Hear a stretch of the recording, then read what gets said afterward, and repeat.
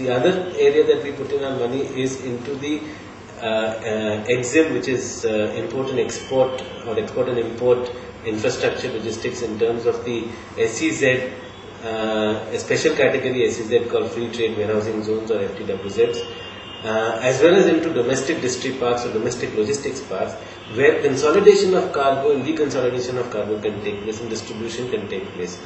The benefits for a domestic one is that you can consolidate cargo from various customers, put it on a train, move it from one part of India to another part of India, and from there on, last mile, further distributed. In terms of the EXIM ones, there are further other benefits which are fiscal in nature, which are different in nature with regards to the rules and regulations that India has. So that is how we have been able to merge the asset-light business and the asset-heavy business in terms of infrastructure, and come up with a model which is an integrated model which allows a customer, along with our IT, to have visibility across the entire supply chain, and we manage the entire supply chain with our 3PL, 4PL business, IT infrastructure, the logistics infrastructure in terms of the FTWZ, the logistics, domestic logistics parks, and the railways.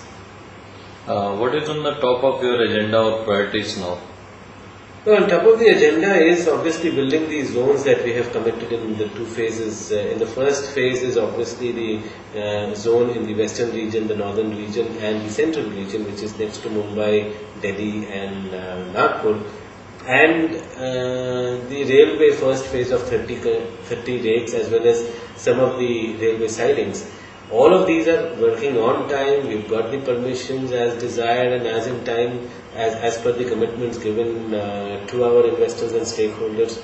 We've got the land in place. We have started construction. So the agenda is obviously to achieve this milestone as a company. As I was mentioning earlier, that we have been very successful in terms of the service levers or the asset-light business. Now we need to go out and prove ourselves that even in the asset-heavy or in the infrastructure business, we are a successful company, and that's the biggest thing on the agenda as of now for us. How your company has grown in the last few years?